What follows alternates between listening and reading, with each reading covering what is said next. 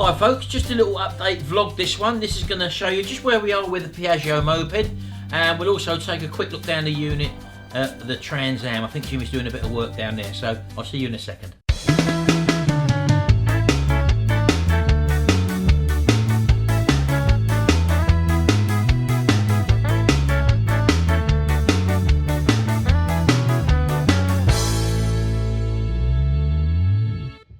Right, well, as you know, we've still got the Trans Am and the Piaggio moped, which are two of the things that are prevalent at the moment. The Reliant Regal van is still awaiting cutting back. The paint's going off hard. I've not had time to do any work on that at the moment. My priority at the moment is going to be the Piaggio moped, and I've just been doing a little bit of tidying up of pieces. We're nearly at the stage of everything going back together there, so it's just a matter of me cleaning up parts and refurbishing parts and stuff, and let me just show you what I've done so far. Right, well, as you know, we've got the engine here, and I've actually got the brakes back in now, and that's operating fine now. As you can see, this was all stuck before, so I've actually refurbished them, and I'm using the original pad shoes which come out, and I'll just give them a light sand over. But as you can see, that mechanism now is working fine. But on the back of the carburettor was like a brass coloured plate, and I thought to myself, that's probably some sort of restriction. Anyway, someone left a comment and they just basically confirmed what I was already thinking.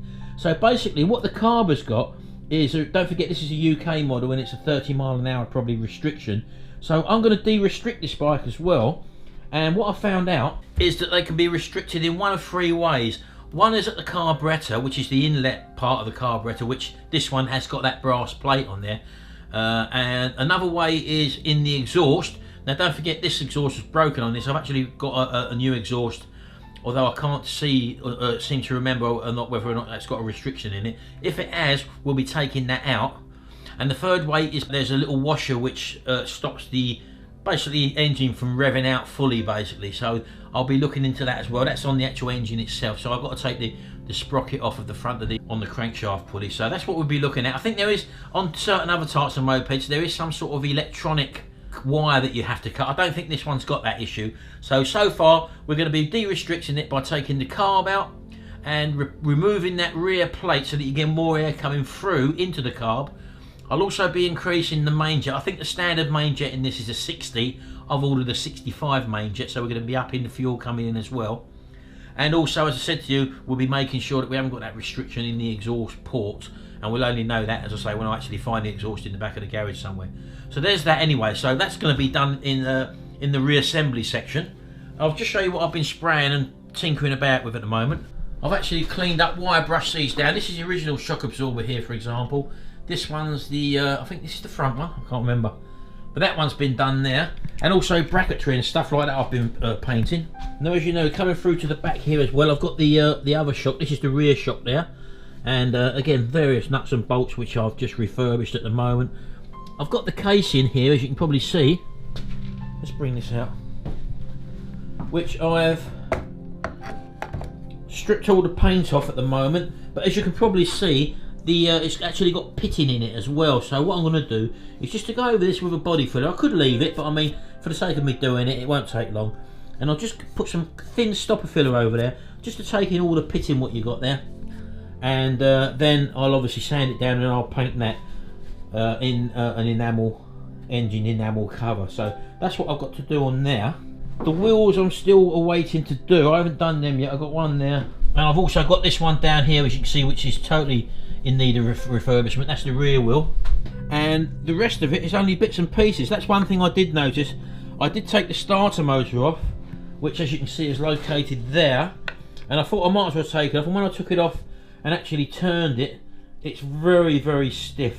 So this is obviously well worn, and I could take the screws down there and take them apart, but for the price of about £13–14, I've just got a new one I've ordered, so I'll be bolting a brand new one on there, and that goes in there. So that's another thing I've had to order. So the rest of it is just cleaning up these little odds and sods parts here, and then it's really reassembly.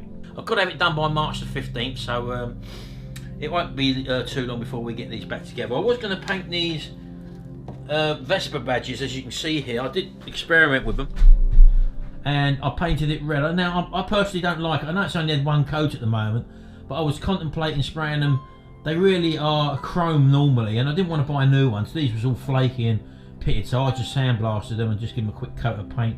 But I think it might be better in silver against the black. I did try this red. Let me know what you think. So as I say, just a little update vid. This is where I am so far. Very nearly putting it back together. Anyway, let's just pop down the unit now. Just go and see Jimmy quickly. I think he's working on the Trans Am at the moment, and I'll bring Lee along with me. We'll have an update on the wig scenario. See you in a minute. Right, so we're down the unit. We're just going to have a little quick look. We've got the Trans Am in. We're just getting prepared for the spot priming and filling, which we've done there. Lee's over the moon with it. He can't believe it. It's actually being worked on. Are you over the moon? I'm over the moon! What are we all waiting to see tomorrow? My hair! Yeah. We're not going to show him today, are we? No. So we're going to see it tomorrow. You might notice at the side, he's a little bit darker there. Remember, he was all grey? So we're not going to show it today. You'll see it, it'll all be revealed tomorrow. So that's what we're going to be showing tomorrow, and you're going to long it. It's been a long old ride, but it'll be well worth you tuning in. So don't forget, look out for the video, which we'll be filming tomorrow. It's going to be fantastic. Or wig-tastic, should I say. Right, there we go then. That's a little video today. It's only a little quick, fast blast video, little vlog. We'll be doing one maybe tomorrow and maybe the day after. It depends. We'll have to wait and see. And we'll be doing a wig reveal for Lee. So that's definitely going to be worth watching. You're going to love the results. There's been lots of ups and downs in this journey, and you're going to see them all come together in the wig reveal. So don't forget, tune into that one when you see it come up. And if you haven't hit that subscribe button, do hit that subscribe button. I'll ring that little bell next to the subscribe button, and you'll get a notification as soon as I upload a video, which has been quite frequently over the last month or two. So I'd like to keep it going, and I'd like you along for the journey as well. Anyway, thanks very much. See you in the next video, and until then, bye for now.